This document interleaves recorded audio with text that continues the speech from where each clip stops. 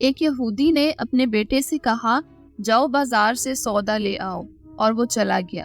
لیکن جب وہ راستے سے گزر رہا تھا تو اس کی نظر حضرت محمد صلی اللہ علیہ وآلہ وسلم پر پڑی، اور آپ صلی اللہ علیہ وآلہ وسلم کی نظر بھی اس لڑکے پر پڑی۔ آپ صلی اللہ علیہ وآلہ وسلم کی نظر کا اتنا اثر ہوا کہ وہ لڑکا وہیں بیٹھ گیا اور کافی دیر تک وہیں بیٹھا رہا۔ وہ یہودی کبھی باہر جاتا کبھی اندر جاتا کہ لڑکا آیا نہیں ابھی تک۔ سورج غروب ہو گیا ہے اور مغرب ہو گئی ہے۔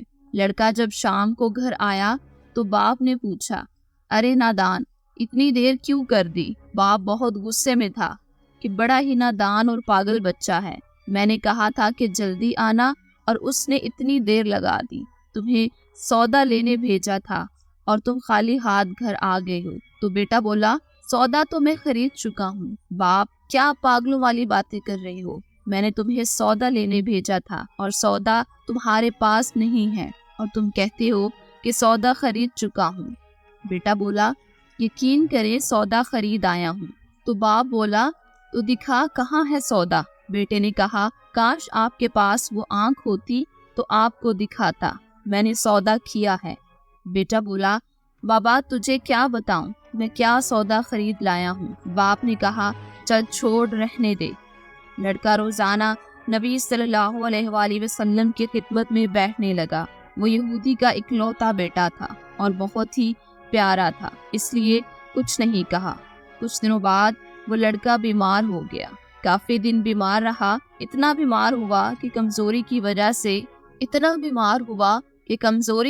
سے کروٹ لینا بھی مشکل ہو گیا، اور پھر قریب المرگ ہو گیا۔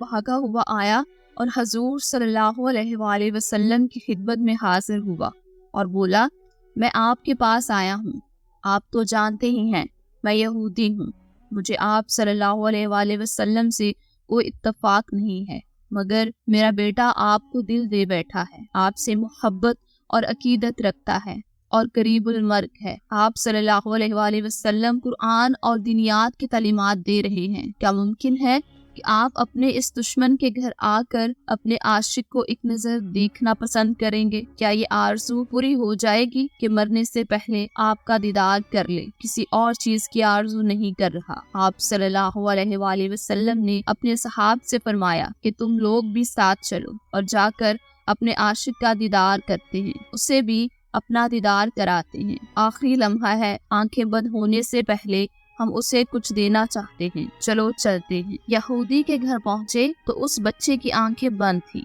حضور صلی اللہ علیہ وآلہ وسلم سراپا رحمت ہیں، لڑکے کی پیشانی پر اپنا دست مبارک رکھا، لڑکے کی آنکھیں کھل گئی، جیسے زندگی لوٹ آئی ہو، جسم میں طاقت آ گئی۔ آنکھیں کھولی تو نبی صلی اللہ علیہ وآلہ وسلم کے چہرے پر نظر پڑی، چہرے پر ہلکی سی مسکراہٹ آئی اور لب کھل گئے اور چہرے پر مسکراہٹ پھیل گئی۔ حضور صلی اللہ علیہ وآلہ وسلم نے فرمایا، بس اب کلمہ پڑھ لو۔ لڑکا اپنے باپ کا منہ تکنے لگا تو باپ بولا، میرا منہ کیا تکتا ہے، ابو القاسم جو کہتے ہیں وہ کر لو۔ لڑکا بولا، یا رسول اللہ صلی اللہ علیہ وآلہ وسلم، میرے پاس تو کچھ بھی نہیں۔ آپ صلی اللہ علیہ وآلہ وسلم نے فرمایا، بس تم کلمہ پڑھ لو، میں جانوں اور جنت جانے، تم میرے ہو جاؤ، جنت بھی تو میری ہی ہے۔ لڑکے نے کلمہ پڑھا، جب اس کے منہ سے نکلا محمد رسول اللہ تو روح پرواز ہو گئی، کلمہ کا نور اندر چلا گیا، آنکھیں بند ہو گئی، لب خاموش ہو گئے۔ لڑکے کا باپ چونکہ یہودی تھا بولا، اے محمد صلی اللہ علیہ وآلہ وسلم، میں اور آپ چونکہ مخالف ہیں، اب یہ لڑکا میرا نہیں رہا، اب یہ اسلام کی امانت ہے،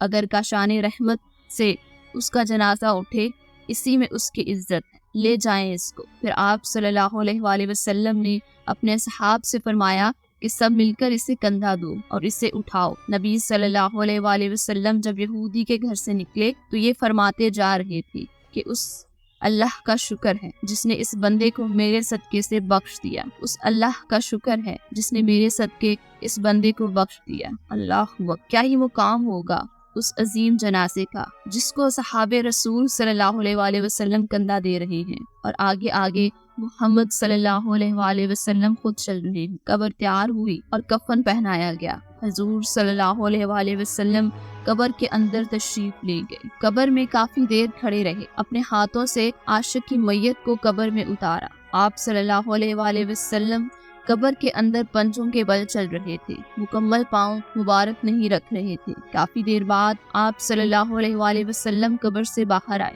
اور چہرے پر تھوڑی زردی چھائی تھی، چہرے پر تھکن محسوس ہوئی۔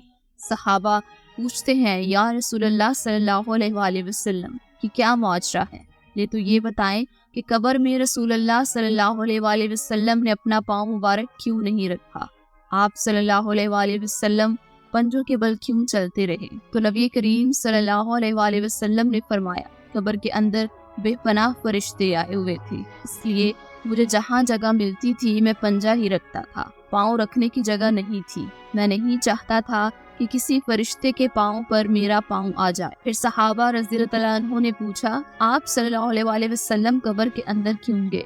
ہم چلے جاتے۔ تو نبی صلی اللہ علیہ وآلہ وسلم نے کہا کہ میں نے اس لڑکی سے کہا تھا کہ تیری قبر کو جنت میں بناؤں گا، تو اب اسی قبر کو جنت بنانے کے لیے اندر چلا گیا تھا۔ تو پھر حضور صلی اللہ علیہ وآلہ وسلم اتنے تھکے ہوئے کیوں ہیں؟ فرمایا کہ تھکا اس لیے ہوں کہ فرشتے اس عاشق کی دیدار کے لیے آ رہے تھے اور میرے وجود سے لگ کر گزر رہے تھے، جس کی وجہ سے میں تھک گیا ہوں۔ رواه سنن ابو داؤد جلد نمبر 185 حدیث نمبر 3095، تفسیر ابن کثیر سند احمد بن حنبل۔